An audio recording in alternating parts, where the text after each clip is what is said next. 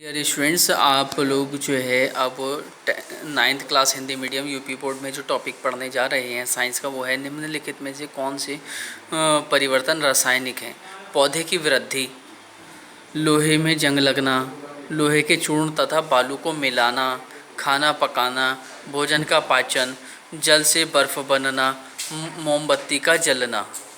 तो इस देखिए, भौतिक परिवर्तन उसे कहते हैं जो रिवर्सिबल होते हैं।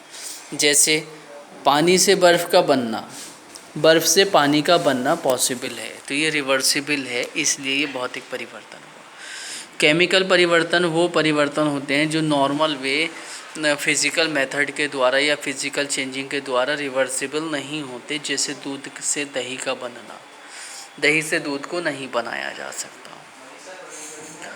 जब हम रेत में मिट्टी मिलाते हैं या लोहे के पार्टिकल्स मिलाते हैं तो उसे मैग्नेटिक सेपरेशन मेथड द्वारा सेपरेट किया जा सकता है, तो ये फिज़िकल मेथड हुआ, फिज़िकल चेंजिंग हुआ।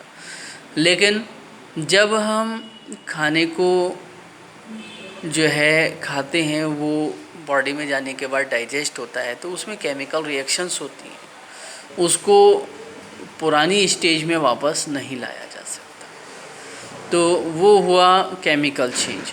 तो इसमें ये पूछा है कि कौन से चेंज केमिकल चेंज हैं और कौन से चेंज फिज़िकल चेंज हैं।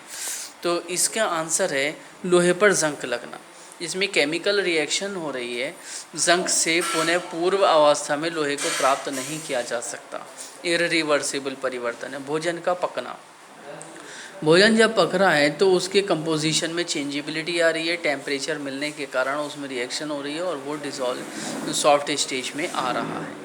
नेक्स्ट इस भोजन का पाचन, मोमबत्ती का जलना रासायनिक परिवर्तन है। ठीक है, मोमबत्ती जल रही है तो उसके केमिकल जो है डिकम्पोज होकर के, ब्रोकन होकर के हीट दे रहे हैं। ठीक है, भोजन का पाचन, पेट में जाने के बाद जो है भोजन डाइजेस्ट हो रहा है, जिसमें उसके हायर मॉलिक्यूल्स सिंपल मॉलिक्यूल्स में टूट रहे हैं और हमें एनर्जी दे रहे हैं। ठीक है, भोजन का पकना, भोजन को जब हम बर्तन में पकाते हैं तो उसमें हीट देते हैं, वह रिएक्शन जिसमें हीट दी जाती है एंडोथर्मिक रिएक्शन कहलाती है, और वह रिएक्शन जिसमें हीट निकलती है एक्सोथर्मिक रिएक्शन कहलाती है। जैसे कि जब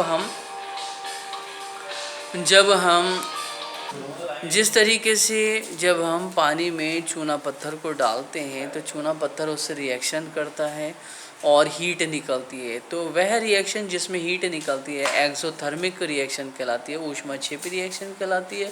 और वह रिएक्शन जिसमें रिएक्शन को होने के लिए हीट देनी पड़ती है एंडोथर्मिक रिएक्शन कहलाती है, ऊष्माशोषी रिएक्शन कहलाती है, जैसे खाने का पकना, चाय का पकना, रोटी का पकना आदि। ओके, अब आप लोग जो है इस वर्क को अपनी नोटबुक में बहुत अच्छे से नोट कर लेंगे और जो है लर्न कर लेंगे।